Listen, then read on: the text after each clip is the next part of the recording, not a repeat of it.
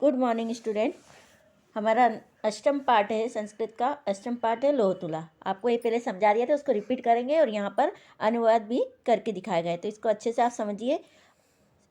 आसीत कस्मिचित अधिष्ठाने जीर्णधन नाम वाणिकपुत्र। इसका अर्थ होगा किसी स्थान पर जीर्णधम नाम का व्यापारी का पुत्र था।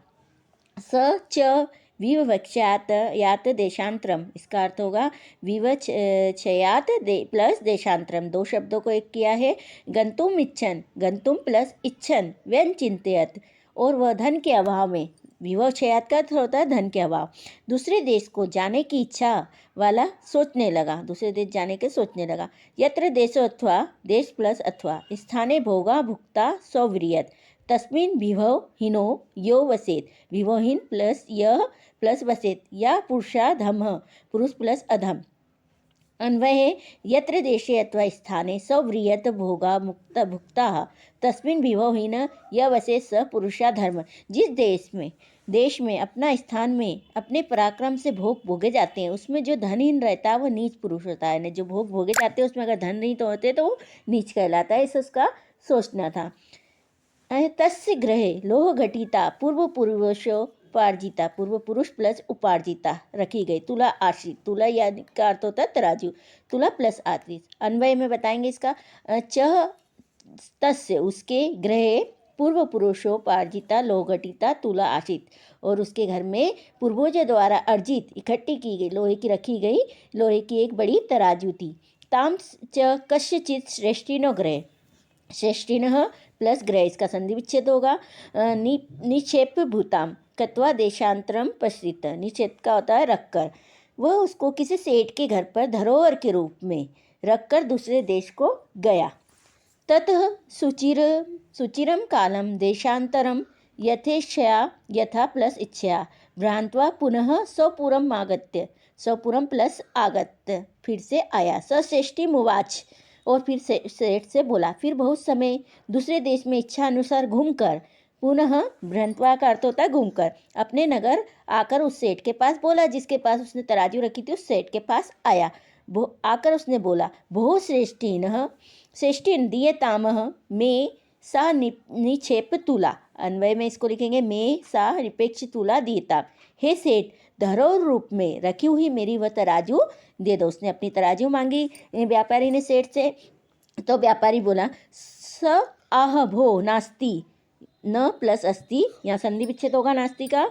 सा तो दिया तुला मूषके भक्षिता। मूषके चूहे, भक्षिता खाना, मूषके प्लस भक्षिता इति। अन्वय में इसको अलग करेंगे। स व आ ओ भो सा न अस्ति, वह नहीं है। मूषके चूहा तो दिया तुला भक्षिता इति। तो वो बोला वह नहीं है, मेरे पास नहीं है, तुम्हारी तराजू को तो चूहों द्वारा खाई गई, यानी चूहों ने खा लिया। जीर्णधन आह भो श्रेष्ठीन। जीर्णधन ने फिर कहा, भो श्रेष्ठीन नास्ति न प्लस अस्ति दोषते। तुम्हारा इसमें दोष नहीं, दोष प्लस ति। यदि मूषके भक्षित मूषके भक्षिता इति अन्वय ते दोष नास्ति। जीर्णधन ने उसको कुछ नहीं कहा, उससे प्रेम पूर्वक बोला। जीर्णधन बोला, हे सेठ, तुम्हारा दोष नहीं है यदि चूहों ने खा लिया, या चूहों ने खा लिया तो आपका उसमें कोई दोष नहीं है। इद वेगेवाय इदक प्लस एव प्लस अयम संसार, ये संसार का ऐसे ही है। न किंचित किंचित प्लस शाश्वतमस्ति शाश्वतम प्लस अस्ति। अन्वय है अयम संसारे, इंद वैशा मैंने अयम संसारे इव इदश अत्र किंचित शाश्वतम न अस्ति। कोई विश्वास नहीं कर सकता, कोई विश्वास नहीं है, यह संसार ऐसा ही है, यहाँ कुछ भी शाश्वत नहीं है, यानी सच्चे नहीं है। परम अहम, परम प्लस अहम नदयाम स्नानार्थम गमिष्यामि। अब वो आया था तो उसने नदी में स्नान करने की कही कि मैं अब स्नान, परंतु मैं नदी में स्नान के लिए जाऊंगा। अब उसने कुछ नहीं कहा तो तराजू के लिए, अब उसने कहा कि मैं अब नदी में स्नान करने के लिए जा रहा हूँ। तत् तम आत्मिक, तो प्लस आत्मीन शिशुम प्लस एनम धन देव मानम मया स स्नानम कर्णम स्तन स्थान प्लस उपकरणम वैसे। अन्वय में बताया गया, तत् वह, तम आत्मीन तुम्हारा स्वयं का, एन धन देवमानम शिशु मया स स्नानम परम अस्ति स्नान का सामान लेकर हाथ में, प्रेषयति भेज दो। तो उसने कहा प्रेषय का अर्थ है भेजना। तो तुम अपने इस धनदेव नामक, लड़के का नाम था धनदेव, बालक को स्नान के उपकरण के साथ, जो भी नहाने साथ लगता है सामान, वो लेकर मेरे साथ भेज दो। सश्रेष्ठी सौपुत्र उवाच, उवाच करते बोला, सौपुत्रम प्लस उवाच, वत्स पित्रोश्यम पितृव्य प्लस अयम तो स्नानांतम यास्यति तद गमयता गमेन गमयान प्लस अनेन सार्थम इति।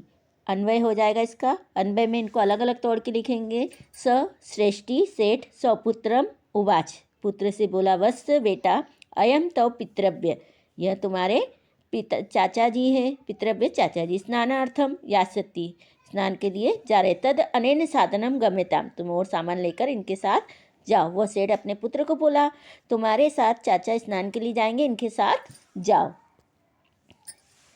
सश्रेष्ठी सौपुत्र उवाच, तथा अनुष्ठाने तथा अनुष्ठे प्लस अनुष्ठिष्टे सबणिक स्नानम तम शिशु गिरिगुहां पक्षिंतम तद्द्वारम तत् प्लस द्वारम वच्छिलयाचत बहत शिलायाम आच्छितम सत्वरम ग्रमात ग्रम प्लस आगत। तो वो अब उसके पुत्र को धनदेव को साथ में लेके गया, और साथ में लेने के बाद वैसा करने पर उस व्यापारी ने स्नान कर उस बालक को पर्वत की गुफा में छिपा दिया। उसने एक गुफा में छिपा दिया, उसके द्वारा को बड़ी शिला से ढक दिया, उसके द्वार को, द्वारा लिखा है एक द्वार होगा, दरवाजे को गुफा शिला से पत्थर से ढक दिया। शीघ्र घर आ गया, और वो आ गया। पट्टस्य पठ प्लस च तीन वाणिज्यो भो अभागत कथयाम कुत्र शिशुत स्वय शिशुय प्लस य प्लस स्वय सह नदी गत इति। और उस व्यापारी द्वारा पूछा गया। व्यापारी ने जब देखा कि उसका पुत्र उसके साथ नहीं है, तो उसने पूछा, अतिथि कहो मेरा बालक कहाँ है जो तुम्हारे साथ नदी पर गया था। स अहम नदी तटास, नदी तटास सह प्लस सैनन हतीति, वह बोला नदी के तट पर वो बाज द्वारा हरण कर लिया गया है। श्रेष्ठी प्लस आहार, मिथ्यावादीन किम कवचित शयनो बाल, शयन प्लस बाल हतु शकति तत्र समर्पय मैं सुतम अन्यथा राजकुले निवतिष्यामि। तो सेठ जी को गुस्सा आ गया। सेठ जी ने बोला, से झूठ बोलने वाले हो, क्या कई बाज बालक को चुरा सकता है? उसने बोला था कि बाज चुरा कर हरण कर कर ले गया है। तो मेरा पुत्र तो दो, अन्यथा राजकुल राजा से निवेदन करूँगा, मैं राजा के पास जाऊँगा। स आह, तो वो जिनधन बोला, वो सत्यवादीन सत्य यथा शयनो बाल शयनम बालः न नयति तथा मूषका प्लस अपि लो घटिता तुलाम न बक्ष्यन्ति। शयन का अर्थ होता है बाज, शयन। तो वो बोला, हे सत्यवादी, सत्यवादी जैसे बाज बालक को नहीं ले जाता, वैसे ही चूहे भी लोहे निर्मित तराजू को नहीं खा सकते। लोहा चूहा खा सकता है क्या? उसने उसको समझाया।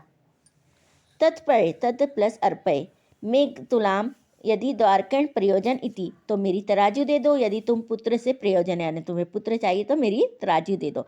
एवं विवाद मानो तो द्वादपि दो प्लस अपि राजकुलम गतो, इस प्रकार झगड़ा करते हुए दोनों राजकुल राजद्वार गए। द्वार विवाद मानव ने झगड़ा करते हुए। तद श्रेष्ठी ता सोरेण पूर्वाज भो अब्रह्मण्यम मम शिशुनेन शिशु प्लस अनेन चोराणम अपहृत चोरेण प्लस अपहृत इति अन्वय अनेन चोरेण मम शिशु अपहृत। वहाँ सेठ ऊंचे स्वर से बोला राजा के सामने,